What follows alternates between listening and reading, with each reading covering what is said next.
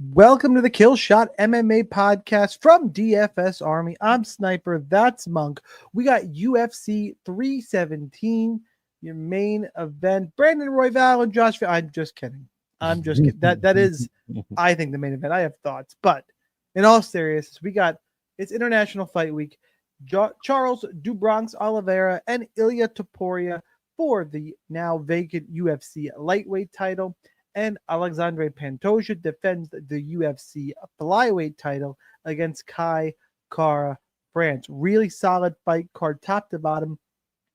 This is the part where I would tell you we're going to break down all 12 fights for DraftKings purposes. If you don't know, we record these Tuesday nights, and I should say record. We go live. Live on my X, live on my YouTube. Follow it, Sniper Wins, and then we post the DFS Army accounts Tuesdays around 9:30. And if you are following along the timeline of life right now, Senriquez Dumas has just pulled out of his fight because he can't get his ankle monitor off in time, which is the funniest news story I've heard in a while. Funny's not the right word. Sad, some combination of funny, sad. I don't know what to think about it. It's just perfect, is what it is. It's totally Senriquez Dumas. So that fight is off. However, Jackson McVeigh now has a new opponent. And it is Christopher Werrett, I believe. And is that right? I don't know. In my head, it's Ewert, but I have no idea. Ewert. You're right. I didn't have it up because I'm looking over on. It's not even up on Fight Odds yet. It's nowhere other than MMA Kings who broke it. I think Marcel retweeted it, so it's official. The fight is off. That fight we're not going to cover on this podcast. Going to save that breakdown for the DFS Army members. By the way, if you're not a member of DFS Army, you should be. We got the Domination Station Optimizer, in-depth notes, how to attack DraftKings contests, top to bottom on this card, GPP cash game. The show, by the way, we usually give out a few bets here and there that we like, but mostly we're going to focus on some DraftKings strategies. So that's kind of what's on tap for this week. Big card. And then we got a week off, and then we'll be back in 2 weeks up again. Nice little stretch of fights here. I think we've, the last couple of weeks have been a little bit shaky, but we got off red hot here in I think the first part of the second quarter, we'll call it, April, May. June, little up and down, decent card last week. The Baku card was, I don't know, I found it strange, pretty much all around. So hopefully we get that out of our systems. We got International Fight Week to attend to. I think I'm done asking Monk if he wants to start at the top of the card or the bottom of the card because he just broken my heart. You gotta ask me this time. Where do you want to start, Monk? The top of the card or the bottom of the card? We're gonna start at the top of the salaries. So the night. This fucking guy over here. Oh, I couldn't help it. This fucking guy. I'm gonna adjust my camera. Be sad about you're a dick, you sunburned asshole. That's true. I am sunburned as well. I spent like 6 minutes outside this weekend, and now I look like this. So dude, it's 90. I mean, we're just talking. It's 98 degrees here in New York. It's out of control. Wild. No kidding. So top of the salaries. Top of the salaries is where we're gonna go. Nico Price and Jacoby Smith. Jacoby Smith is a very oh god. All right, bet online apparently it's minus 2,500. I saw that. Whoa, minus 2,100 on DraftKings. Is that the widest odds we've ever had? I don't know. I mean, I'm sure we're gonna see it on the broadcast this week. Yeah, it'll come down, I'm sure. The comeback on Price, outlandish. It will come down a little bit. We'll talk about that in a second. Price is 9,900. Sorry, Jacoby Smith. Jacoby Smith is 9,900. My bad. Nico Price is 6,300. I didn't lay out, and I need to for this fight. Fight ends at the distance, minus 800, under 1.5 rounds, minus 270. Monk, how much Nico Price are you playing this week? I feel like you should play at least a smidge. You know what I mean? It's true. You gotta do a punt on Price at the very minimum. I mean, he's 6,300. You've probably seen it all over. This is only the third fighter in the modern DFS or DK era that's been 9,900. One of those guys lost. It was Peyton Talbot to Jaime Barcelos, and the other one was Isaac Tulgari, and he scored like 100 points. Didn't even come close to the optimal. So according to my numbers, the average value to make the optimal lineup is 13.13, meaning Smith would need to score 130 points to really, hit that mark. That's kind of what we're looking for this week. And that's going to be tough. Now, that said, Nico Price, which means he's going to need a first-minute win or a shitload of takedowns, control time, and a finish. Now, Nico Price has given up a first-minute win recently, as of like almost 2 years ago to the day of this card. 38 seconds to Robbie Lawler. We can talk about, whether that was real or not later on.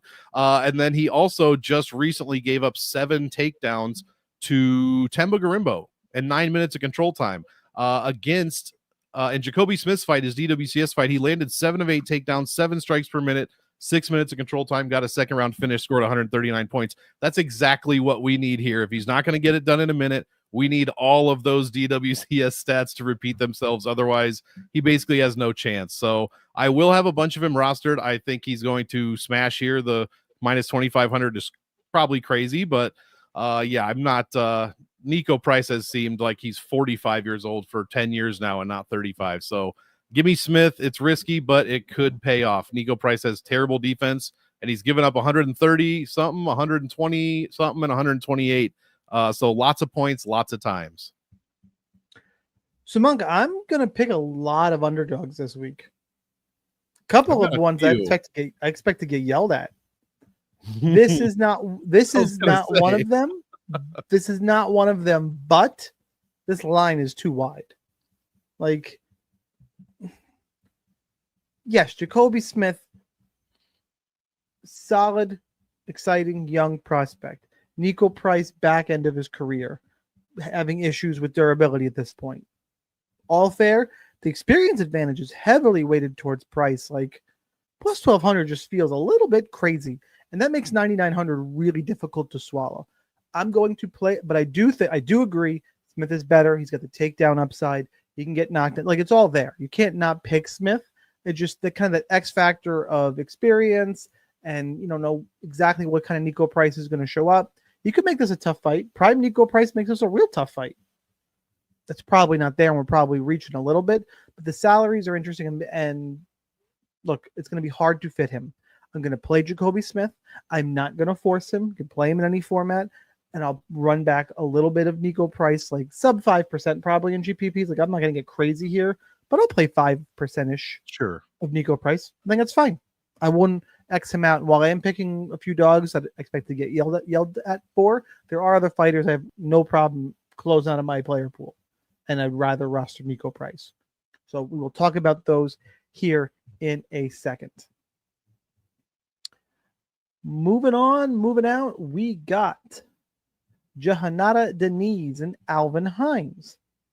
Jahanada Deniz is minus 310. The comeback on Hines is plus 255. Oops. For those of you watching, so I just made a misclick. I just got to get back in. Your fight ends inside the distance. Prop is minus 325, but 50-50 to go over 1.5 rounds. I think that's a really interesting number here. That's a big spread between under 1.5 and fight ITD for these two fighters. Very interesting in my opinion. Your DraftKings salaries: Deniz is 9,100, Hines is 7,100. Monk, break it down. You got a UFC debutant, so how limited are we here? Stats wise, we're pretty limited, but he does have six finishes of his 7 fights, both 3 KOs and 3 submissions. Without doing any tape as of yet, I would have to assume Alvin Hines has some sort of ground game. I would just have to assume that his knockouts are ground and pound too. He's got a decent ground game. Even better then. So Jahanada Deniz, real life Fred Flintstone, you know what he does. He has a shitload of knockouts, no subs, never been subbed. Big favorite here. He doesn't land a ton of I mean, five strikes a minute. What is he overall? Like 3.3. So that's not a ton, but he does land over 5 in the second. But it's far less than that in the first and in the third. Obviously, we have very limited minutes for him here. My concern here is his defense is terrible. He doesn't get outstruck. He doesn't get hit a ton, and he has yet to be knocked down. However, he is giving up takedowns occasionally, but more importantly, he's getting out-controlled in a devastating manner. He get 93% to just 7% offensive control for Jahanada Deniz. If Alvin Hines is able to get this dude down, Anything could happen here. This is a big GPP fight for me. Definitely not touching it in cash unless, I mean, even Hines in cash seems crazy because he's a debutant, but really anything could happen here. Denise has been taken down by every person in the UFC that's attempted it.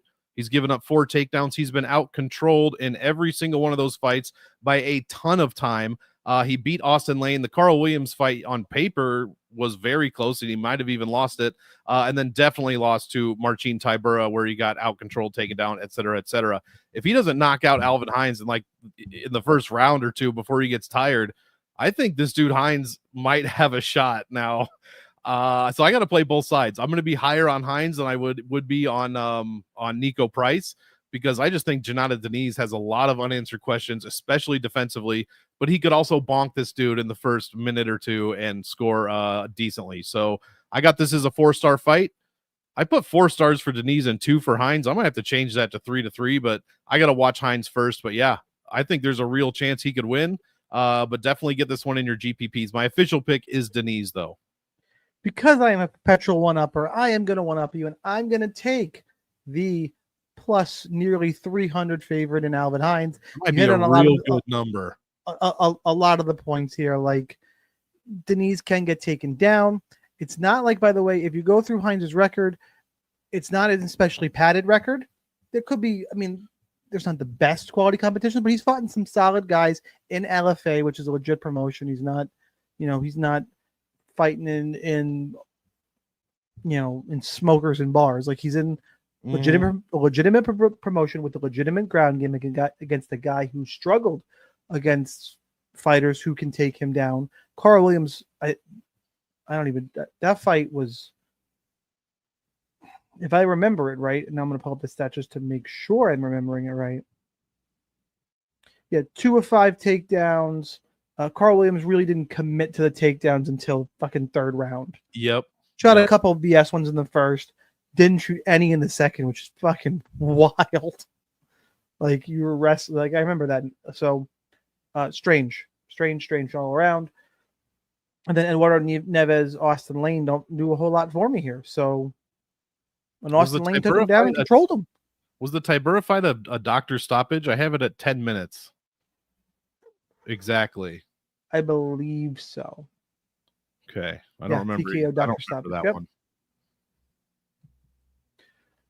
So there's just plenty of holes here. I think Alvin Hines is a solid prospect, solid fighter. Only watched a couple LFA fights. Seems okay. Got a good ground game, and I think that's the recipe here against Deniz. I will say, just like you did, GPP fights is a good fight because of those inside the distance numbers. I probably still end up field weight on Deniz. I don't think I go under.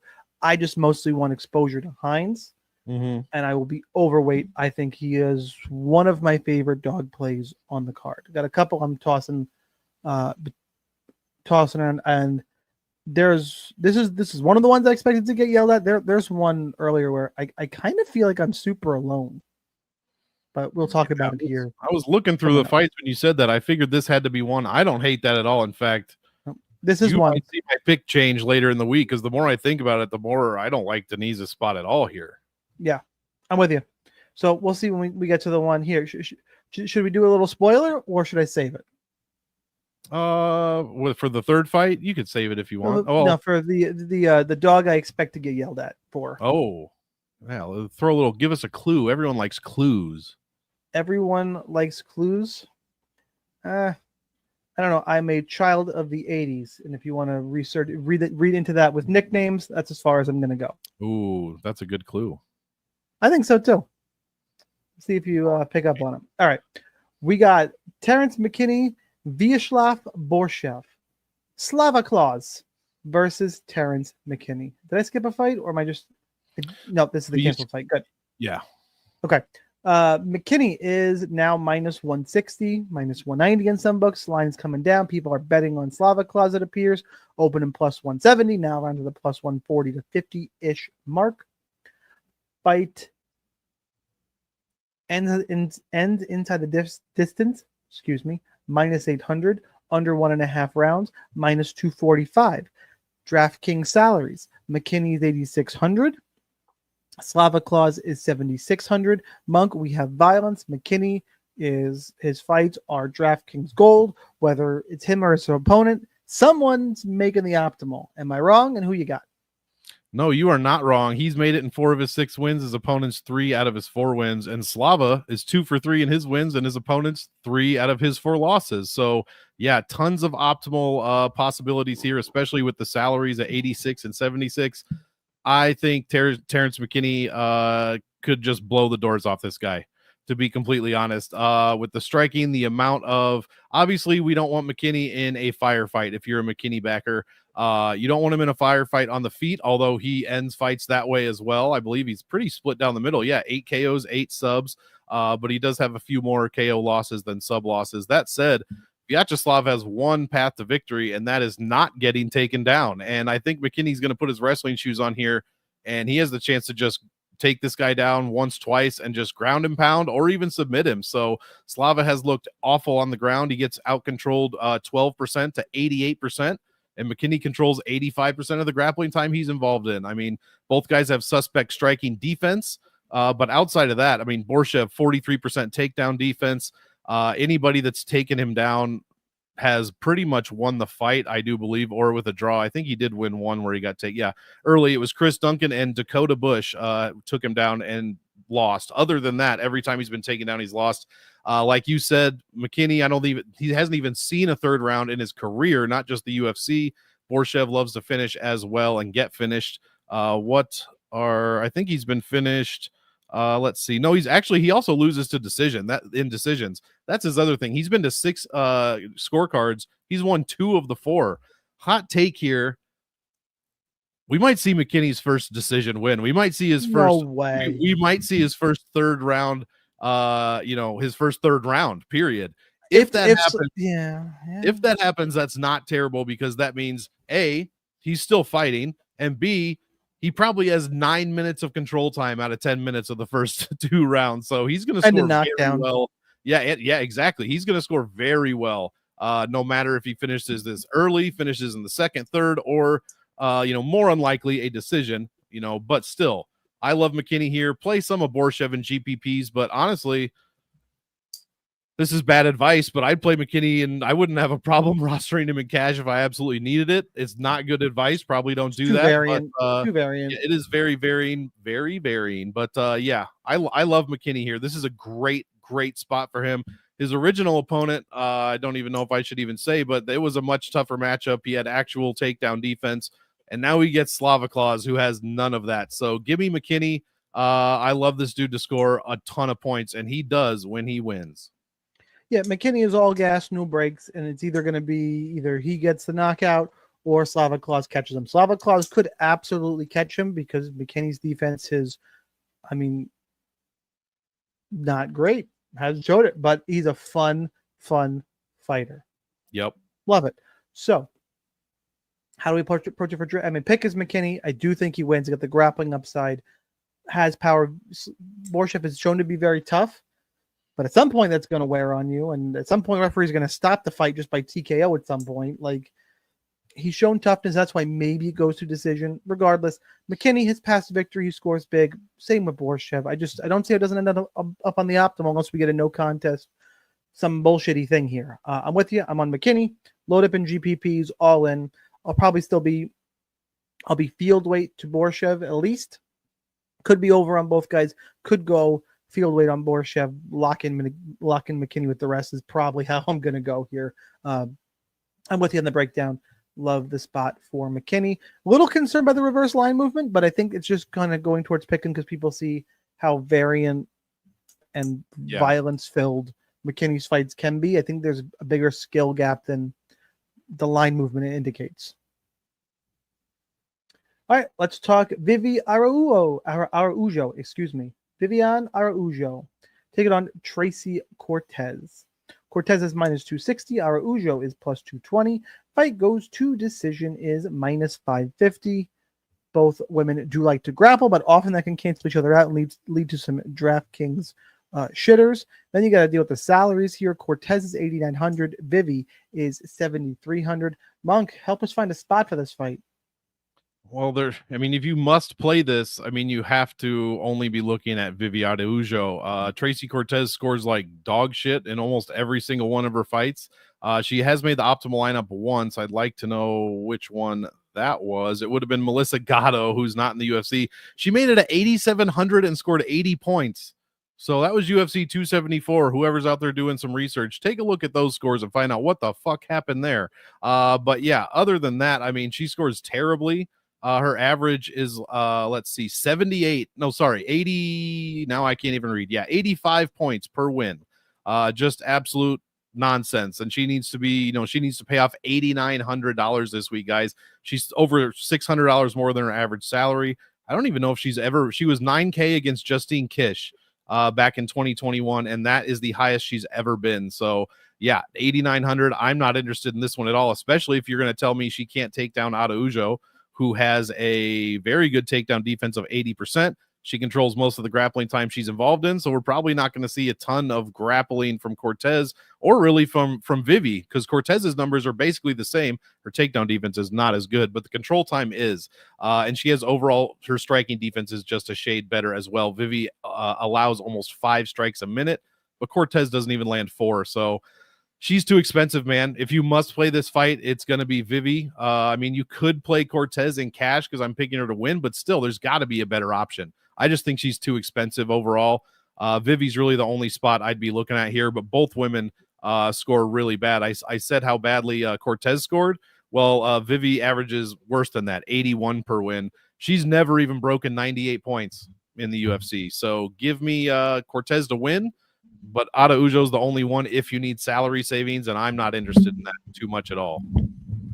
Yeah, I took the time while you were talking, just my camera, just my microphone.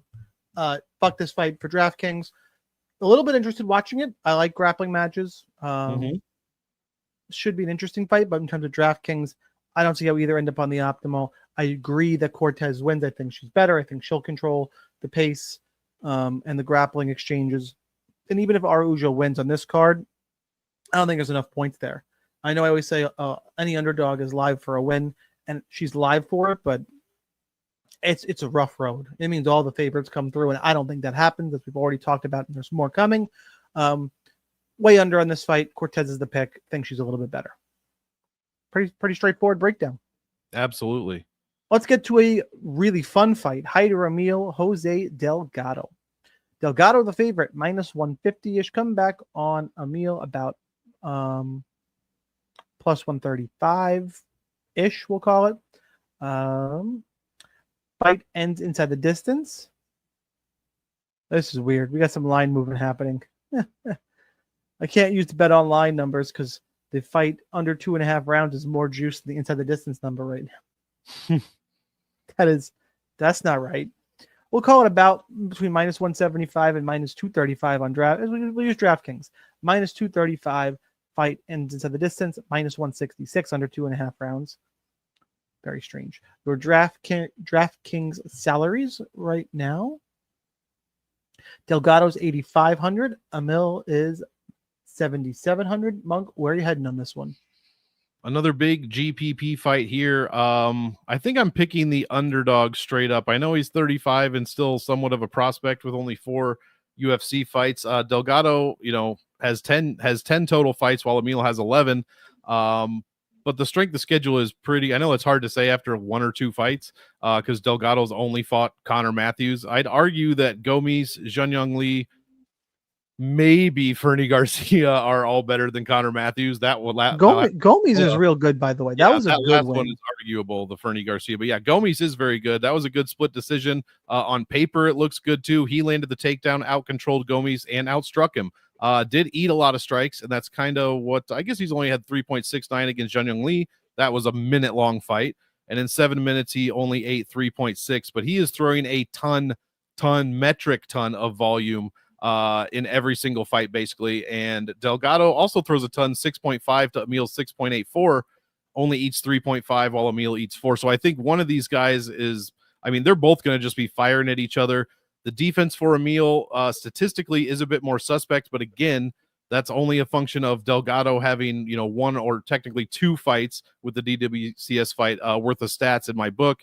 And, both of them were relatively easy wins, 6-minute win and a 3-minute win. So this is a great one for GPPs. Definitely target both sides. I happen to like the underdog here, but at these salaries, these are two fantastic salaries for DraftKings. The 85 and the 77 spot are always great to play. It's just how it kind of works out with some big dogs or big favorites winning and some big dogs winning. That middle range right there, 85, 86, 84, great spots to target, especially when you got a minus, what'd you say, 250 ITD line or something. So yeah, give me a meal, but I think it's going to be it could go either way. I'm just picking Hyder Emil. He's made the optimal lineup. I mean, he's 3 times in 3 wins. It's been really, really good. I know he scored it very low. Let's see. Never mind. That would have been the DWCS fight. He put up 131 against Fernie, 106 against Lee, and then 96 against Gomes, making the optimal lineup in each one.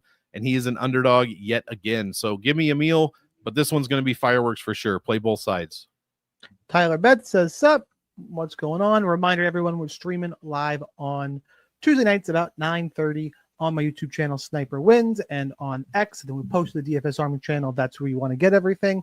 Stop in, go on YouTube, can drop any comments, and we'll try to respond to them, answer questions, all the good stuff along the way. I pivot there because I agree with you, and that's boring. But I'm on the dog here as well. Kind of to know live dog. What I said earlier, I was going to take Hyder. It's a really tight fight, though. I will say Jose Delgado, it might be able to out wrestle Hyder Emil. I think that's where he would have the best advantage. Emil's got power, better quality competition. I think a little bit more polished. Am I a little concerned the wheels could get ready to come off on Emil as he gets older? Sure. But I think he's better. I think he gets this done. I like the price. I will not be underweight to Delgado on DraftKings. I'll be at least field. I'll be over on Emil. It's kind of going to depend on how the rest of ownership and salaries work out, but this is one of the better fights to target on the card. And I'll go ahead and I will pick the dog in Hyder Emil. Now, I know I just said hi, Tyler. I don't. So I'm assuming, Tyler, you're new or haven't seen us before. Who's your guys' locks? I hate the word locks personally. I've had this, and apologies to people in DFS Army who've heard me say this before. The word locks, anyone tells you they got locks, they lying to you. Especially in MMA. MMA is super, super, super fucking variant. I've been around the sport and DraftKings a long, long time. And not only in DraftKings have to worry about winning, we got to worry about scoring. Shit, even just the last 2 weeks. Yeah. But in terms of who are our favorite picks, we're going to go through our favorite, who we like to win. I always have a problem with the term locks. I don't like it personally because I'm not, I guess people trying to sell you on things, say they're confident. I'm very literal when it comes to things like that. We are going to go through who our favorite plays on the card are. We're about halfway through, so if you jumped in late, I'll kind of do a quick recap here for you, just in case. It's a good halfway spot here. Jacoby Smith is the world's lock. We probably agree. We both think Alvin Hines is a way live dog. Yep. Both love Terrence McKinney. I will tell you the closest Terrence in terms of lock. What is my lock? And if I had to say lock, but what am I going to way overweight on? McKinney, Borshep, the winner. This is going to be on your DraftKings optimal lineup. Don't see how it doesn't end up that way. And we just, and I would say I'm not going to play the Araujo Cortez fight. And it's, hopefully, if you're new to DraftKings strategy, that's how you have to position yourself in DraftKings. Target good upside fights because trying to nail a 6 out of 6 parlay, it's hard. And just picking who's going to win, they might not necessarily might score well. The tricky part is that the people who are going to score well are typically in higher volatility and variant fights. So you could also be looking at 10 points. You're just putting yourself in position to hit an optimal. Now, pivoting to the earlier conversation, Monk, you pick up on the clue earlier? I figured it was this fight. It had to have been this fight. We've got a couple 80s references here as far as nicknames go. That would be correct. Let's do the fight intro here. We'll talk about it. Gregory RoboCop Rodriguez, and that's the clue. RoboCop, minus 220. Hermanson plus 185. Fight ends inside the distance. I think it's really actually slightly favored to go to decision at minus 120. It's a little strange to me. It's about pick 'em. It's flipped on DraftKings, but 50-50 to go to decision here. Your DraftKings salaries. Rodriguez is 8,800. Hermanson is 7,400. Clearly, I've kind of given away a little bit. I'll still let Monk go first, but I want to be clear here. While I'm about to pick Hermanson and make the case for him, I love watching RoboCop fight. RoboCop fights are fun as fuck. I love his personality. Love how he fights. Love everything about it. Love that he's gotten a shine. Love that he got a main event. All that good stuff. Don't love the matchup here, and I'll break it down in a second. But Monk, who you got? I'm with you. Again, we're agreeing quite a bit this week. I got Jack Hermanson here. Rodriguez. I expect we're both going to get yelled at here. People love RoboCop like I do. Yeah, they do. And for some reason, everyone thinks that Hermanson cannot win if it's not a 5-round fight because of what happened against one fight in Joe Piper. Like, they only have one fight's worth of memories in their heads or something like that. The guys he's lost to, and it's been a few, he's win-loss in his like last 8. It's Jared Cannonier, Marvin Vettori, which was a 5-round fight, Sean Strickland, former champ, and Robin Dolidze, future champ. So the strength of schedule here is very good. I love the Georgians. What am I going to do? I don't know what happened there. Gregory Rodriguez has fought and beaten decent competition as well, but it's not the same, man. It's just, I mean, the Jun Young Park win has aged very well, but he was getting his ass whooped until he stunned Jun Young Park in that second round. Beat Julian Marquez. Who cares? The Chidi and Jokwani fight could have been stopped the other way for sure, because you could see his skull and his brain. Then it's Dennis Tululin, Brad Tavares, Christian Leroy. Like, there's nobody great on that list. I mean, he lost to Bruno Fajeda, who's definitely lost a few since then, I believe. So, yeah, he's got a ton of volume. He lands it very well, and he also eats 5 strikes a minute. So he's got great offense as far as, striking, and then extremely poor defense as well. Jack Hermanson has decent cardio. I think he's going to win rounds 2 and 3 at a pretty decent clip, pretty consistent clip, I should say. His defense isn't great for striking, but it's still three times better than Rodriguez. He only allows 3.69 strikes a minute, and he also lands more than 5 strikes a minute as well. Both of them have very good takedown defense. They both control majority of the grappling time.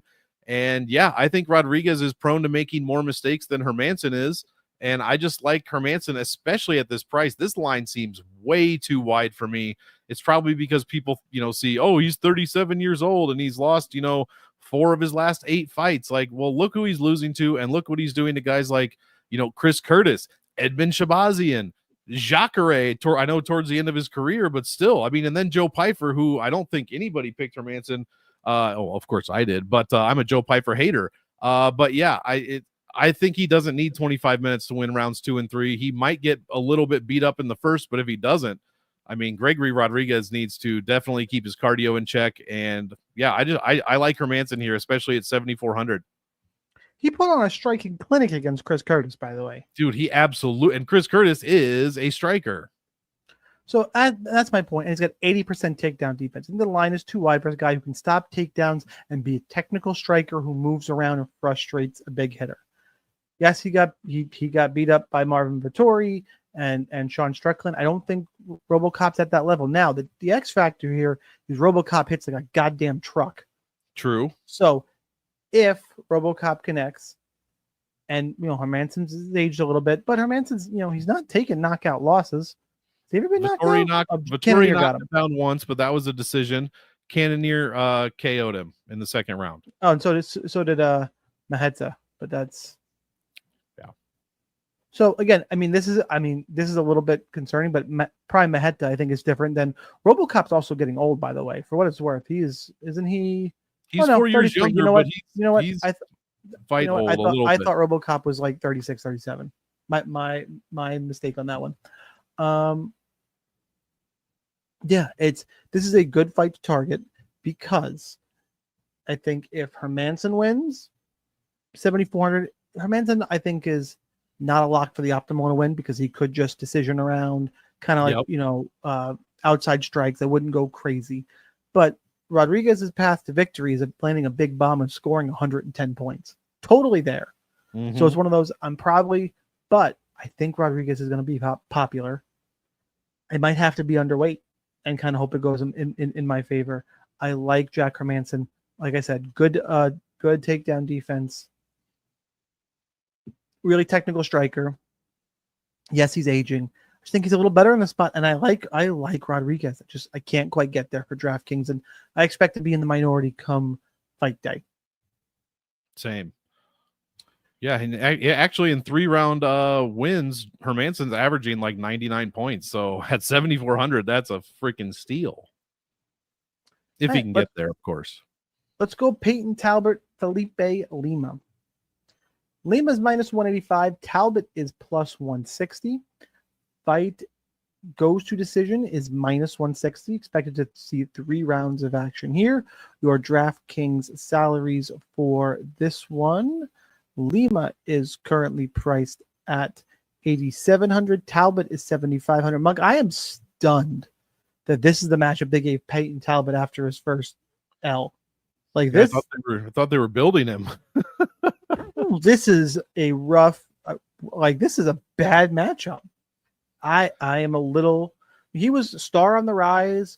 New guy everybody was talking about, tattoos and whatever. He had a little bit of personality, a little bit of it factor, you would think. And this is take your loss to Ione Barcelos, who is a well-rounded mixed martial artist. You see Talbot's the hole in his game, which we all kind of knew was there in the grappling. Ione exploited it. So, hey, here's an idea. Let's give him Felipe Lima, a guy who is 2-0 in the UFC and submitted Muhammad Naimov and out-wrestled Miles Johns. Yep. What? Yep. You're going to out-wrestle Miles Johns and then they're going to give you Peyton Talbot? It's a bad matchup. A bad matchup for Peyton Talbot. Maybe I'm wrong. Monk, who you got? I don't think you're wrong. I've got Lima here. What were the salaries here? 87.75. That's a beautiful salary for Lima. What has he been? Let me just look. He was 89 against Johns and 79 before that against Naimov. So I've been seeing people say Peyton Talbot, Felipe Lima. Oh, he beat Miles Johns, insulting Miles Johns. He beat Miles Johns and now he's going to beat Peyton Talbot. It's like, dude, Miles Johns had like 2 or 3 losses in the UFC. I think he's 12-3 or 4, something like that, like a very good record. Naimov, same thing, and he's looked pretty good recently. And Felipe Lima, not dominant. I mean, he subbed Naimov, and then Miles Johns, the fight went to decision, but it wasn't exactly close. He outcontrolled him by a minute and a half, 2 of 5 takedowns, and he outstruck him. Basically, in every aspect of MMA, Felipe Lima won. Peyton Talbot, went on this decent rate, 3-0 in the UFC. If you count his DWCS, 4-0. Dude, it's Nick Aguirre, Cameron Simon, and Giannis Gamori. I don't think those 3 guys are in the UFC anymore. He fights a step up in competition, or actually like a whole flight of stairs up in Ione Barcelos. That was a big jump. Yeah, and he gets fucking dominated. Like he gets outstruck by Barcelos, first of all. Then he adds on 8 of 15 takedowns given up and almost 10 full minutes of control time. Like that's exactly what Lima's going to do. That is the blueprint. He's going to Ione Barcelos, Peyton Talbot, and Talbot was the $9,900 fighter in that spot. He's going from 9,900 to what, 7,500 in one. That might be the biggest jump we've ever seen from fight to fight. I think Lima's for real. He looks fantastic. And yeah, I am not on the Talbot side here. I'll have a little bit of him probably in GPPs, but I think Lima is good in all formats. That said, he scores like shit, guys. He scores like shit when he wins. He's not made the optimal lineup. He averages, 70 points per win. I think he put up 68 against Johns and 72 almost, not even, against Naimov. So if this is going to go to decision, don't expect Felipe Lima to even 10x that salary. But if he does pull off the Ione Barcelos, he might score 100 fucking points real easy. So yeah. I love Felipe Lima here, and I don't see why this matchup was made. Just like you said, the only thing you have to worry about is Talbot's crazy volume, 6.73 a minute. Felipe allows 2.3. It's got to balance out somewhere. You know what I'm saying? And I think Talbot's not going to have the opportunity to throw that many strikes because he'll be on his back. Yeah, exactly. So Felipe Lima didn't score great against guys Naimov and Miles Johns, who are good wrestlers. Yes, exactly. So, and now he's got a fight where he's got a wrestling advantage. His grappling gives him some upside in this fight. Agree with everything you said. I'm on Lima. Talbot's got a little bit of GPP upside because if he wins, he better land something big and get a knockout. I don't see it happening. I like Felipe Lima quite a bit in this one. And the more I think about it, the more I like him on DraftKings. Same. All right, let's go to we're already on the main card. But start getting some of the bigger names on this card, I should say. Beneil Dariush were great. Yeah. Beneil Dariush, Hanato Moicano. Moicano is minus 120. Dariush is plus 100. Fight ends inside the distance is minus 135. Shaded to see a finish. Minus 160, I just saw in some spots. So some books leaning there a little bit more. Moicano is 8,400. Dariush is 7,800. A little bit of money coming in on Dariush, which I find interesting because I love the money man in this spot. Monk, how about for you? When this fight was announced, even the first time, I was on Money Moicano. I was like, oh, Benny's looked terrible lately.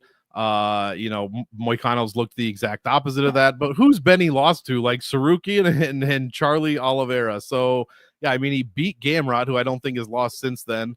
Other than that, I mean, this dude, I think I've pivoted. I officially did pick Dariush, although I could easily see Moicano winning. This should be more of a 50-50 fight, in my opinion, than the line indicates. It's 50-50 now.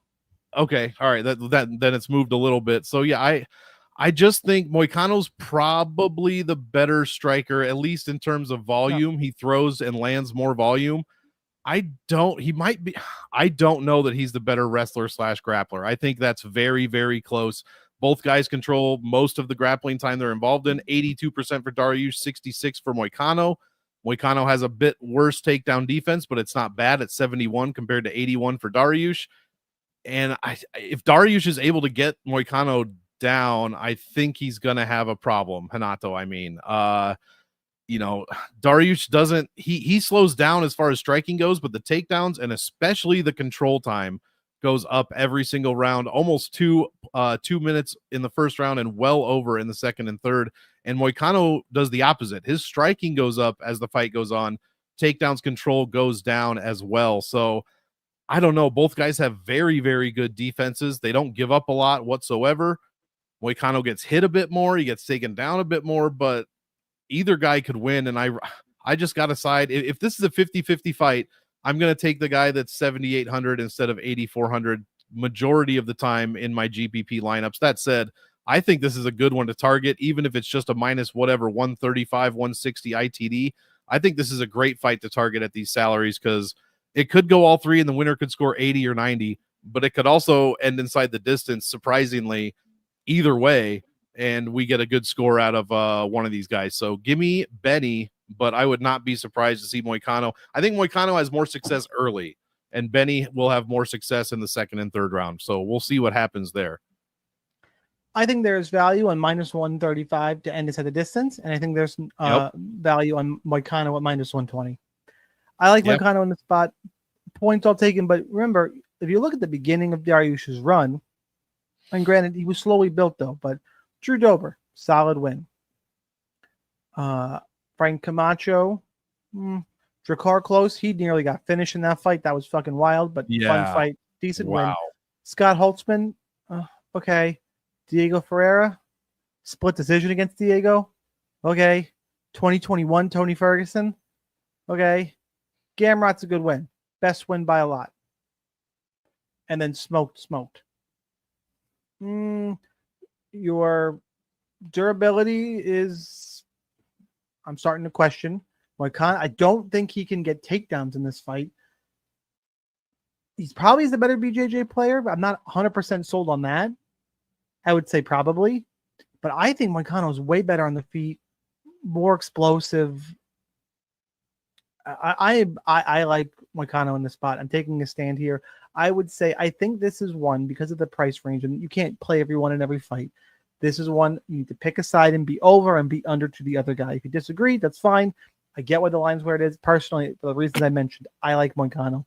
I'm going to be over to Moicano, under on Dariush. If you want to flip it, tell me you like Benny. It's not one I think I can talk you off of. I mean, I can try, but it's not one I'm gonna like kick and scream. As long as in DraftKings you are overweight to one, under to the other, I think you're approaching this fight correctly. And May's a variant bitch. You ask me my opinion though, I'm gonna take the money man. Plus, who doesn't want to hear Moicano cut That's a promo? True. I want to hear his views on worldwide economics, especially now. You know, we all got to hear that. He's gonna, especially if Trump is there. Can you imagine him talking about missiles and shit? And both of these guys are the same age somehow. I know I'm only saying that because if you look at both of them, you're like, oh, this guy's 12 years older. Nope, they're the same age. In fact, okay, yeah, I was gonna say Benny is younger, but he's not. He is like 15 days older than Renato Moicano is. Definitely doesn't seem like that. No. All right, let's go to, as I joked in the beginning, I think the people's main event, Brandon Royval, Josh Van.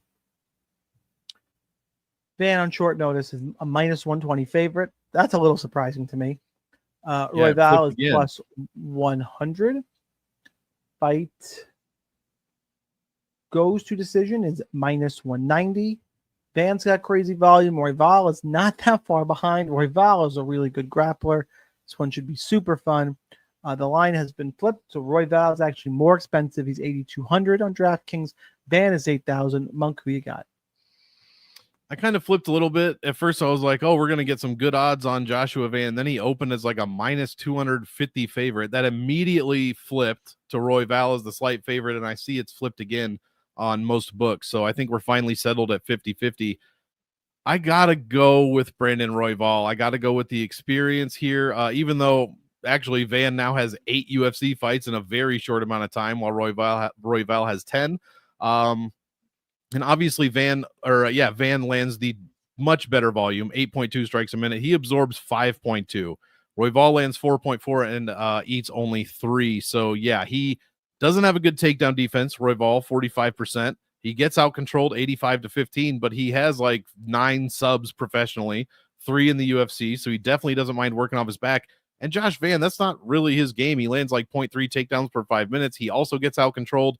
Obviously, he's going to look for the striking. He's going to look for the overwhelming volume to move up on you, up on Royval, I should say, and he's going to look for that finish shot in probably the second or third round.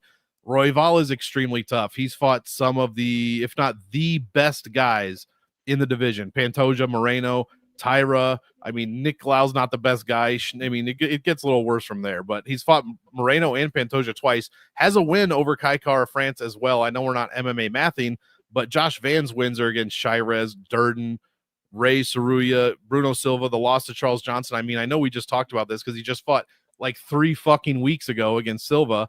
But yeah, I got to side with Royval here. The defense is not good for Royval overall. A lot of things happen to him, but he finds his way back into fights. If he gets knocked down, I believe this was him I was thinking of.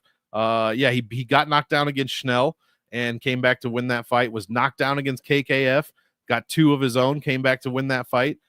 And yeah, I like this matchup a lot. I love some Josh Van. I just don't think, I think, as they say, there's levels here, and I think Royval is just a level or 2, maybe even more above, but this is a huge prove-it fight for Josh Van coming in on short notice as a replacement fighter.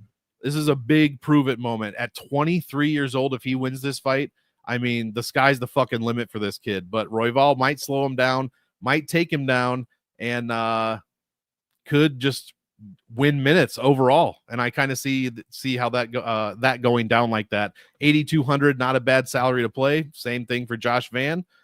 Get both players in your GPP lineups, but I like Royval overall. You know, Van's got 81% takedown defense, but Cody Durden did get him twice. Yep. Tesora got him 4 times. Get back up, but Royval can grapple and keep going. It's a big step up for Van. Well, I like Josh Van, everything he's done. Like, the only people that Royval has lost to has been Moreno and Pantoja. Yep. Like, And also, I mean, Van's takedown numbers are so good because literally every person panic wrestles him because they're like, I cannot take 11 strikes a minute to the face, and then they just shoot takedowns and he defends them because they're exhausted and beat up. Royval's volume is almost as crazy. Not, I mean, 4.4, I mean, 8.2 is nuts, but at least the pace at which he fights with. So I think Royval can keep up. Yeah. I think the grappling is there. I have to lean that way. I have to take Royval. I think he's in a good spot here. Royval at plus money to me is a bet I'm almost for sure going to take. A fighter of his caliber as an underdog against a short notice replacement in clearly the biggest fight of his life fighting up. Yes. I got to go with Royval. And for DraftKings, by the way, the grappling gives Royval even more upside. I like him more on DraftKings as well. Yeah, the only fights he's lost, he's been completely out grappled and out controlled, and that's just not Josh Van's game. All right, let's go to the co-main event flyweight title on the line. Alexandre Pantoja taking on Kai Kara France. Pantoja's minus 250. France is plus 210. Fight ends inside the distance is minus 130, but over 3.5 rounds is minus 170. So should get some bonus time to work with here. DraftKings salaries, Pantoja's 9,000. KKF 7,200. It's also worth noting. Where is it? I had a similar fight here. You know, I was convinced. When I was watching it, I was convinced that Pantoja and Kai Kara France had fought at some point. It would seem like they had to, right? And I was looking. I'm like, all right, rematch. And I'm looking. I'm like, I'll fucking fight. And it just did not happen. Look, the Usyk one when Pantoja got nine takedowns. Kai Kara France looking good, but it's interesting. He's getting a title fight coming on, 1-2 in his last 3 after losing to Moreno and Albazi. Granted, this split decision was fucking horseshit. Yep. So I am kind of glad. You know what? In hindsight, now that I've said it and talked through it, I'm glad the UFC gave him a shot because this is crap. And if anybody wants to say different, I will stand up for the pick here. Especially because Pantoja is running through this division. Like he's just like he's on the verge. Is he bordering on Mighty Mouse territory? Like, is it time to have this conversation? I mean, how long is he? When did he win the title? The Moreno fight in 2023. This is in. I love that he's active. He's going to have won the fight, won the belt, July 2023. About to be July 2025. It's going to be his 5th title fight, 4 defenses in 2 years. Like, I mean, he's getting there. I think Mighty Mouse had a bazillion. Yeah, it was about. It's just, I mean, competition probably wasn't as good either. Yeah, I mean Moreno, boy, Royval. I mean, beating Royval twice, like, yeah. I don't know. I'm super impressed with the run here. I love that he's an active champion. I guess before I give my breakdown, Monk should keep in order here. Who you got? He's fighting 2 guys named Kai in a row. That's interesting. Kai Kara France and Kai Asakara France. So yeah, it's Pantoja. I mean, I'm a huge stat guy. The numbers here, the fights, this might be the most incredible DraftKings stat I've ever seen. And I love like Marab and all those numbers. If you round up / down, Moreno, Royval, and Usyk, he scored 143 points in each of those fights. That's insane. 3 fights in a row. He's made the optimal lineup 5 times in a row, guys, since Alex Perez back in 2022. Those numbers are ridiculous. And now we have him in another 5-round fight against a guy on paper who has very good takedown defense, but he gets out controlled like 39% to 61%. That's going to be the huge thing, is the control time of Pantoja is unrelenting. There's nothing Kai Kara France is going to be able to do about it. Amir Albazi, I mean, controlled him for 6 minutes. He gets out controlled in almost every fight. Askarov, even in the loss or even in his wins, he's getting out controlled in almost every single fight. And now you have the best guy in the fucking division that's going to be doing that. I don't really see what's going to be different here outside of the power at 125 for Cara France, which is very real. As we know, he knocked out several people, knocked them down at least, and then even a 135er in Cody Garbrandt. So the power is very real. He's still extremely young, 32 years old. Pantoja at 35, people say, oh, he's getting old. He's 35. That is not old, first of all, especially in the flyweight division. Now, he has had some, Royval had moments against him, but Pantoja battled through every single one of those and still basically dominated that fight, at least from a scoring perspective. So 15 minutes of control time, 8 of 14. I mean, this dude, 9 takedowns, 8 takedowns, 6 takedowns. If Cara France can get taken down, he is going to. And if that happens, he's going to get out controlled for minutes and minutes and minutes at a time. I think Pantoja can easily score triple digits here. What were our 9K for Pantoja is extremely reasonable. He's been right around that in all of those fights that I just mentioned. I think he was an underdog in maybe one of them. He was 88, 88, 86, underdog against Moreno at 75, and he was 87 against Perez. So you're barely paying over his average salary, and he's could easily pay that off here. So I love Pantoja in all formats. Play Cara France in GPPs in case, Pantoja, he does get hit. He averages, he eats 4 strikes a minute, but he's battled through any and everything that's come his way, and I don't think Cara France is going to show him many different things. So give me Pantoja here. Yeah, I'm all about Pantoja. I think it's a terrible matchup for Cara France. Pantoja is going to be on top of him, not give him space to do his striking, and going to get out grappled. Yep. Like, that's how I see this one going. I know Cara France has 88% takedown defense, but again, Amir Albazi did take him down. Askarov got him twice in 3 rounds. I think Pantoja's pace and pressure, and even if Pantoja doesn't get him right away, I think he'll get him later. I will say Cara France is worth a little bit of a run back on DraftKings because of his power. He's got good power for a flyweight. Pantoja is a bit hittable. But I just can't pick against it. And I also think this fight, by the way, is more stackable than the main event. I like this fight to stack more. 100% agree. Over 3.5 rounds. It's got the minus money. Pantoja's higher volume, and we'll look to grapple. This is the stackable fight on this card, but I also am going to take Alexandre Pantoja. And if you really got to get to Jacoby Smith, you're going to need guys at that price range, like Cara France would fit that mold real well. Yeah, on DraftKings, yeah. Yeah. Or for cash games, I should say. For cash games.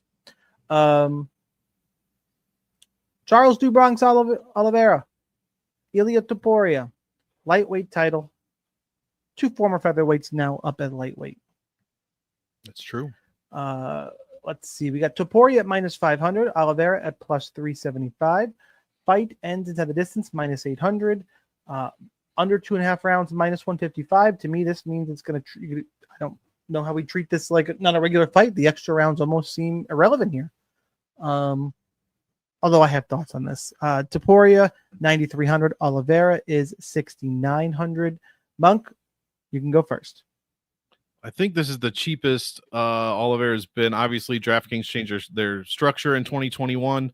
I'm just making sure he was 75, 76, 70. Yeah, this is by far the cheapest he's ever been since 2021. So this is just a GPP fight for me. Like, I think you can play both sides in any format, but you definitely have this has got to be a heavy fight in GPPs. The winner is going to score fantastically. If Topuria wins, he's likely going to finish Oliveira just because Oliveira loves getting finished. I believe 8 of his 10 UFC losses are finish losses. And if Oliveira wins, he's 6,900. He's going to make the optimal lineup. So, and he's probably also going to win via finish if that's the case. So, even though obviously Topuria undefeated, but yeah, I think Topuria's got the much much better defense overall. Charles is, while only allowing 3.2 strikes a minute, he wears damage pretty poorly, and he gets knocked down kind of not regularly, but it hasn't happened in a while actually. But Islam knocked him down, Gaethje, Poirier, that's just in his last couple. So there is, he does kind of have chin issues, not issues, but susceptible chin maybe at lightweight, especially against a power guy like Topuria. And yes, he did get knocked down when he went up to lightweight against Jai Herbert. Everyone knows that. And then what happened after that is Jai Herbert was decapitated. So yeah, he battled through adversity there and then completely turned the fight around.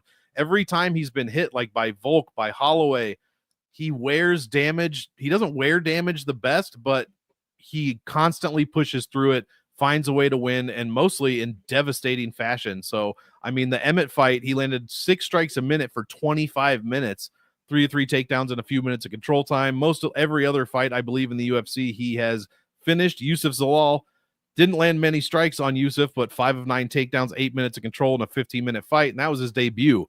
So yeah, I'm gonna have to go with Topuria, but honestly, it would not surprise me, and I would not be mad if Oliveira got the W. Who doesn't like Charlie Olives?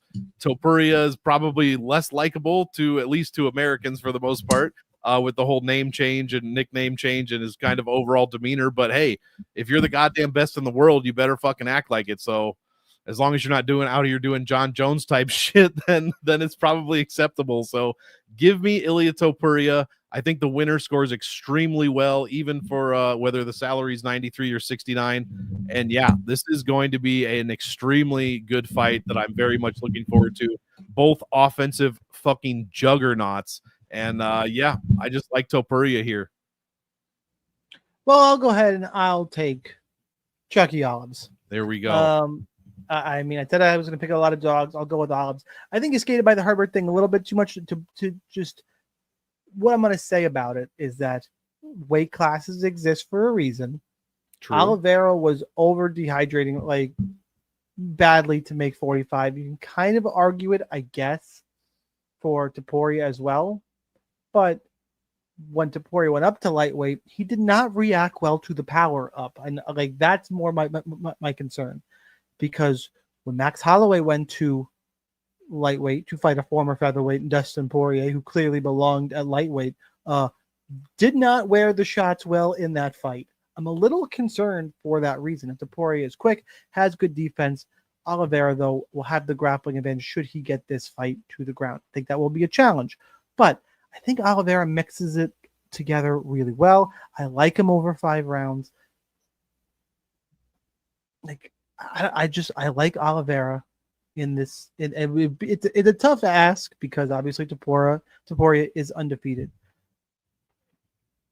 Mostly, I think that Topuria is not going to have the success he's used to, and the power of Oliveira is going to wear him down. And at some point, I think Oliveira will be able to find a takedown. Now, even if you disagree with that take, which is fine, I would say you need to be. This is the part you might disagree with. I'm going to be underweight to this fight. Here's my logic why. We got, and it's more so obviously going to be overweight to Oliveira because I'm picking him to win. Mm-hmm. My case for also being underweight to Topuria, even if you think he wins, so let's assume he wins. Statistically, Vegas has his ending round 2, round 3. Mm-hmm. You don't get the bonus of extra rounds in 4 and 5. He's not going to be looking to grapple. He's not going to win in the first round, according to Vegas. And I don't think he's going to get it done right away. And he's 9,300. You got to deal with Jacoby Smith is way up there. I got Pantoja on this card. Denise has got good upside, even though I'm picking against him as well. Delgado, Emil, one of those guys. Yeah, there's just a lot of other spots I like. Guys who I think are going to score 100 points. I think it could be a relatively high-scoring card. And Topuria getting a 3rd round win and scoring like 80 points, I think, is like his most common path to victory in my mind. Like, I don't think he's going to go and just bulldoze Oliveira. And if he does, fair play to him. I'll have a little bit.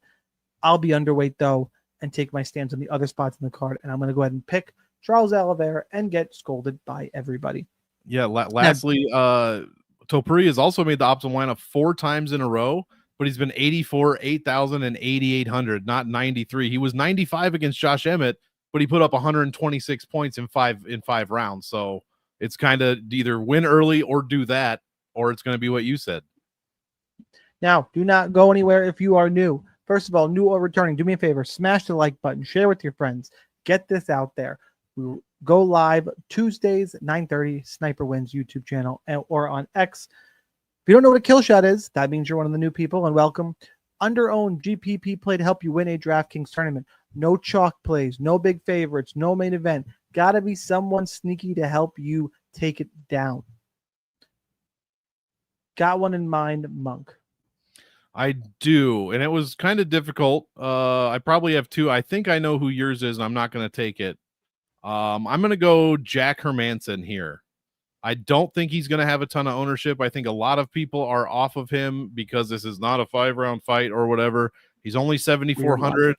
And everybody loves Gregory Rodriguez, as they should. But yeah, I think he's going to go overlooked, underowned, and if he wins, he could really pay off that salary even by scoring like 90 points.